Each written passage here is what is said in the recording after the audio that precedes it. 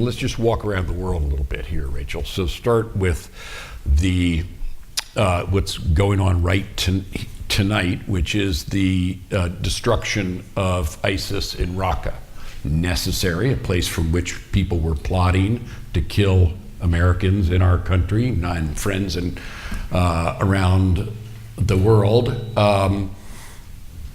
pretty much stayed on track. The campaign plan that was in place 2 years ago, which called for the destruction of ISIS in Mosul and Raqqa, has done exactly that. Afghanistan,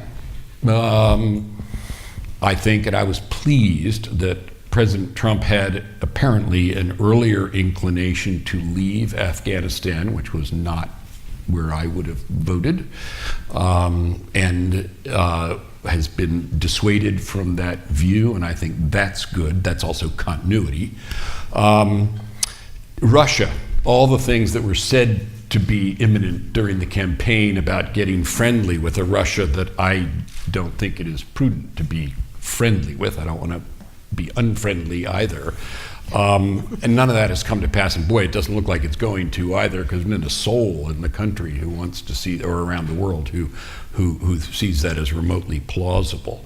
China's a little more complicated, but also no great departure there. North Korea we've been concerned about as long as I've been doing this, which is a long time. And North Korea's been bad as long as I can remember. The father whom I dealt with, the grandfather whom I dealt with.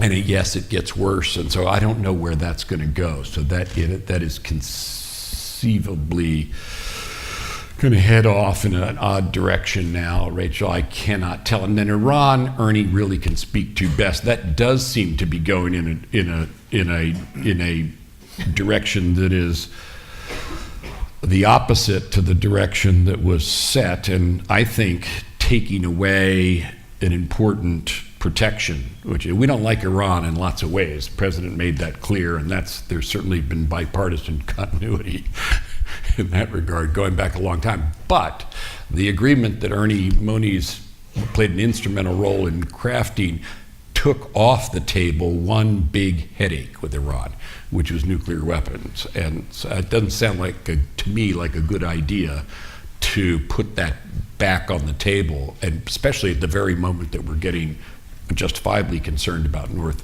Korea. So that's one area where there may be really a sharp discontinuity, I think, unfortunately so. But elsewhere, there's more than you may think from looking at what was certainly an odd campaign and conduct that is, for me, a very uncomfortable, just sort of personal conduct in the way we are, the comportment with which people are behaving in political space these days. That's not okay with me.